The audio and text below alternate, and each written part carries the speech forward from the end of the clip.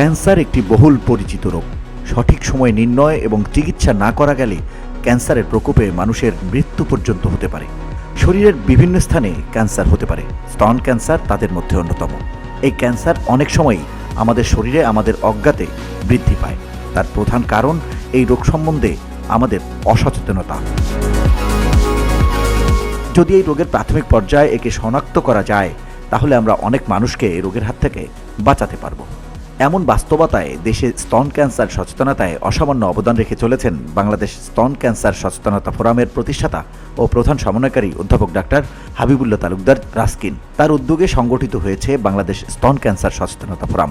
2013 সাল থেকে এর উদ্যোগে বেসরকারিভাবে পালিত হচ্ছে স্তন ক্যান্সার সচেতনতা দিবস।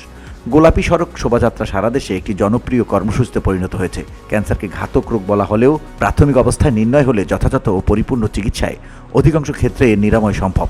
আমাদের জানা মতে ডাক্তার তালুকদার 2004 সালে প্রথমবার স্তন ক্যান্সার সেবা সপ্তাহ নামে স্ক্রিনিং প্রোগ্রাম আয়োজন করেন লালমাটিয়া অনকোলজি সেন্টারে।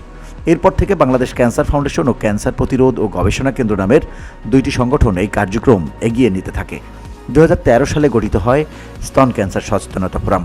বর্তমানে যার সদস্য স্থানীয়, জাতীয় ও আন্তর্জাতিক 47টি সংগঠন। ডাক্তার হাবিবুল্লাহ তালুকদারের এই অসামান্য অবদানের জন্য তাকে গোলাপী মানব খেতাবে ভূষিত করে দেওয়া হয়েছে সংবর্ধনা।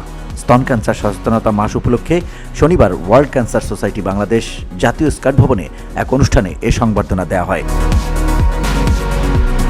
স্তন ক্যান্সার সচেতনতা বিষয়ক সেমিনার ও সংবর্ধনা অনুষ্ঠানে প্রধান অতিথি হিসেবে উপস্থিত ছিলেন বিএনপি চেয়ারপারসনের উপদেষ্টা বীর মুক্তিযোদ্ধা মোহাম্মদ আব্দুল সালাম।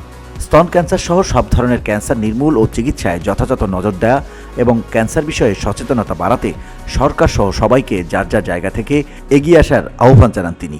আর এ ধরনের উদ্যোগের জন্য ডাক্তার তালুকদারের প্রতি কৃতজ্ঞতা প্রকাশ করেন আব্দুল সালাম।